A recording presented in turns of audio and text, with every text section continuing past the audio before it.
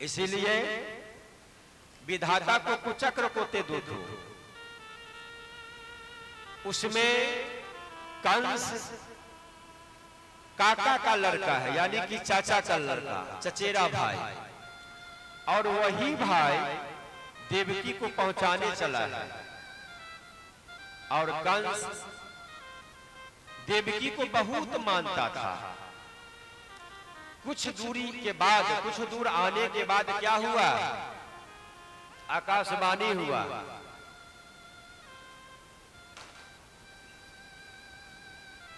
जो वासुदेव अब सतर्क हो जाओ, कंस सतर्क हो जाओ, अब सबों को आपत्ति आने वाला है। भाई वासुदेव जी को कौन आपत्ति आने वाला है? तो वासुदेव जी को यही आपत्ति आने वाला है। दूसरी आकाशवाणी है, जो देवकी को गर्भ से जो 8वां संतान जन्म लेगा वह कंस को मौत को कारण बन जाएगा।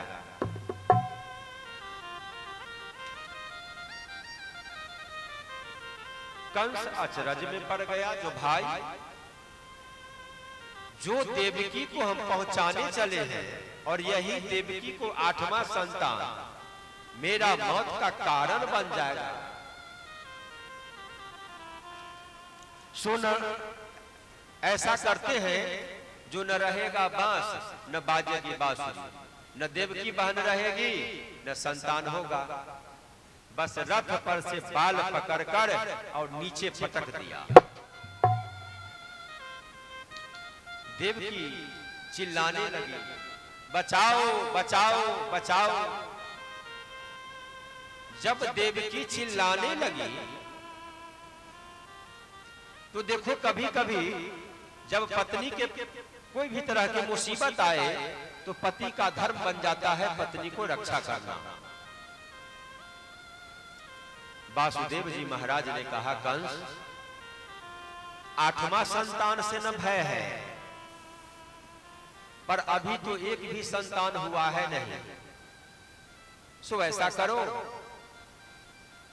8वां संतान तक जो भी संतान होगा मैं तुम्हें सुपुर्द कर दूंगा और तुम उसे मार देना। पर ऐसा करो, देवकी को मत मारो। फिर भी कंस को नहीं विश्वास हुआ। देवकी और वासुदेव को कंस भैया ने जाकर के कारागार में बंद कर दिया। धीरे धीरे बारी बारी से 6 संतान देवकी मैया को हुई और 7वां में शेषा अवतार बलिराम जी आए।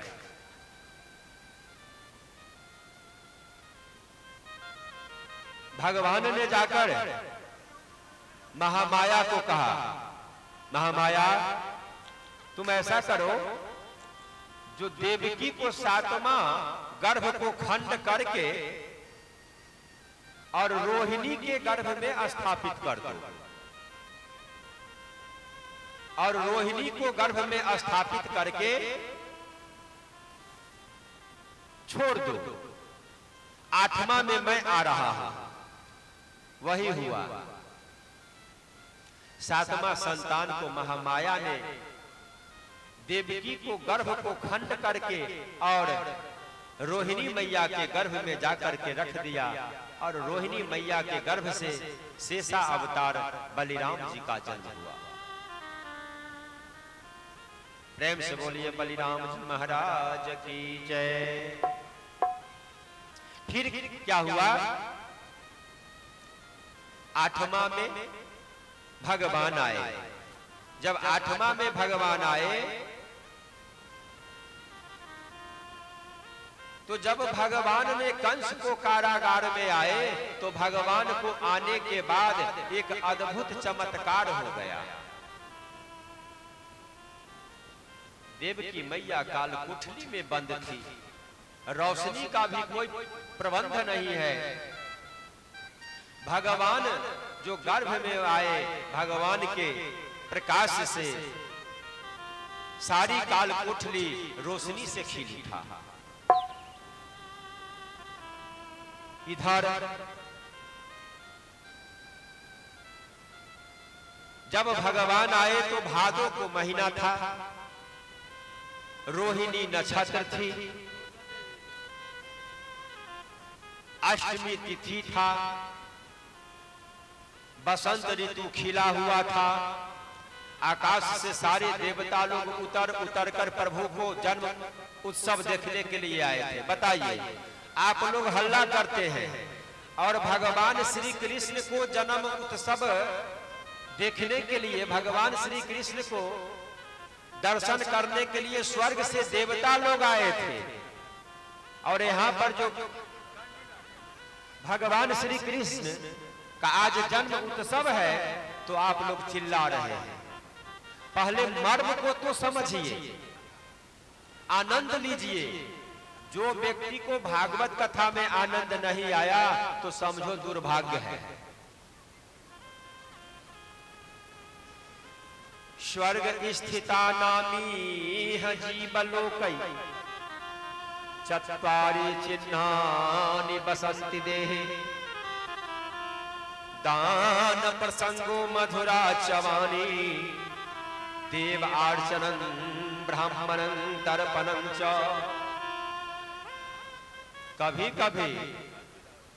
कभी कभी स्वर्ग से भी व्यक्ति मृत्यु लोक में चला आता है, उसको पास में 4 लक्षण होता है। बहुत व्यक्ति को देखिएगा सो करके उठता है तो हाथ में फूल डाली लेकर के उठता है, जो भगवान को पूजा करना है इसलिए फूल तोड़ना है। और किसी भी व्यक्ति को ऐसा भी देखिएगा जो सो करके उठता है और बस आहा आहा भोजन चाहिए भरपेट। स्वर्ग स्थिता नामी जीव लोकै चत्वारि चिन्हानि बसन्ति देहे दान प्रसंगो। बहुत व्यक्ति को देखिएगा जो दान में ज्यादा रुचि होता है, और मुखार से जो मुख बिंदु से जो आवाज निकलता है वह बिल्कुल मधुर भाषण। यानी कि ये जितने भी लक्षण है, संत ब्राह्मण से ज्यादा प्रेम देखिएगा, यानी कि ये जितना भी लक्षण है सब स्वर्ग से आए हुए पुरुष को लक्षण है। और कभी कभी व्यक्ति नरक से भी मृत्यु लोक में चला आता है। अत्यंत कोपः कटुका चवानी,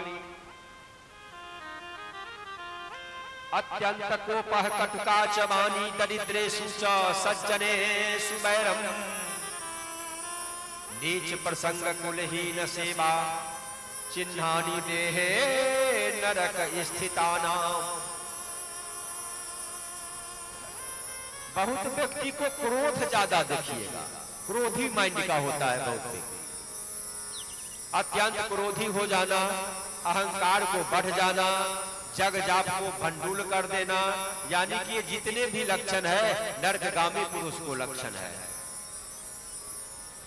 इसीलिए श्रीमद् भागवत का कथा है, भाव से सुनिए, आनंद हो जाएगा, सुधर जाएगा जीवन। मनुष्य जन्म अनमोल रे, मिट्टी में मत घोल रे, अब जो मिला है फिर न मिलेगा, कभी नहीं कभी नहीं कभी नहीं। ये मनुष्य का जन्म बहुत कठिन जन्म है। 8वां में हमारे कन्हैया जी आते हैं। भगवान जब कन्हैया जी आते हैं तो उस समय में सारे नक्षत्र चंद्रमा सब इकट्ठा हैं, स्वर्ग से देवता विराजमान है, कोयल कू कू का आवाज कर रही है, पपीहा गीत गा रही है। भगवान अर्धरात्रि में जन्म लेते हैं। जब भगवान ने जन्म लिया तो भगवान साधारण रूप में नहीं आया, दिव्य रूप में आया, जो बड़ों बड़ों को दर्शन दुर्लभ है। बड़े बड़े कोई ऐसा दर्शन प्राप्त नहीं होता है। वासुदेव जी कहते हैं, मैं तो पुत्र बन के आने को कहा था, पर तुम पिता बन करके चला आया है जी। भगवान कहते हैं, नहीं पिताजी, मैं एक पौराणिक बात, पौराणिक इतिहास आपको याद दिलाता हूं। सो हे पिता,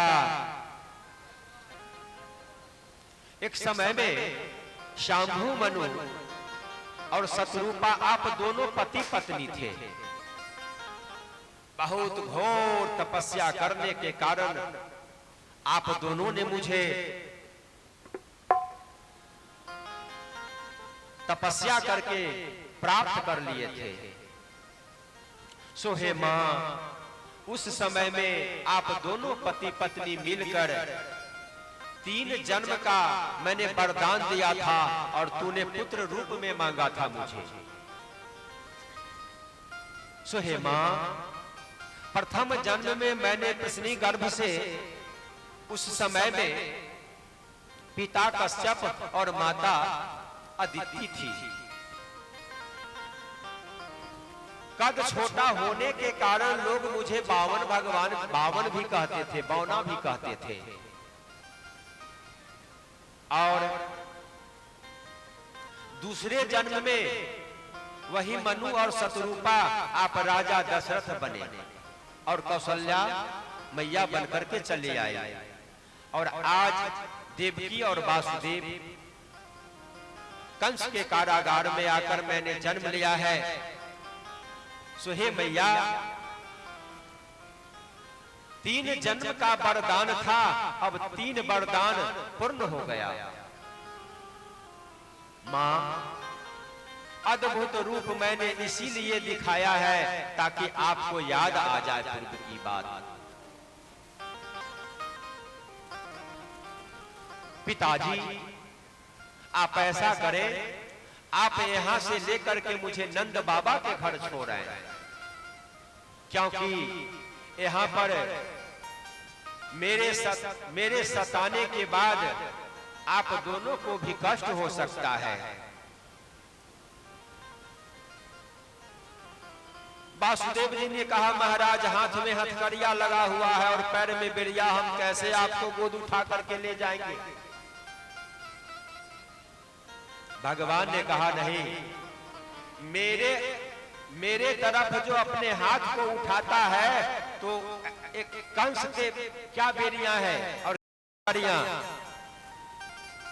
सारा जीवन की हथकड़ियां टूट जाता है, फूल जाता है जब हम आप भगवान की ओर हाथ बढ़ाते हैं। कैसे? ताली बजाकर, दान देकर। तो सारे जीवन की ये जो दैविक भौतिक रूपी हथकड़ियां हाथों में लगा हुआ है, सब टूट जाता है। और जब हम भगवान के नाम पर अपने घर से अपने पैर को कहीं आगे बढ़ाते हैं, आहा, तो कंस के बेरियां क्या है, बड़े बड़े बेरियां ऑटोमेटिक टूट जाता है।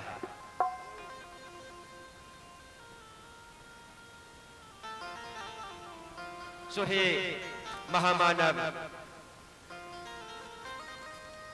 मनुष्य का शरीर अनमोल शरीर होता है। यदि कहीं पर सत्संग हो, भजन हो, देखो वहां से वासुदेव जी भगवान को एक दौरा में उठाते हैं और लेकर के चले जाते हैं कहां? नंद बाबा के पास। भक्त वत्सल भगवान की जय, राधा रानी की, कृष्ण कन्हैया लाल की जय।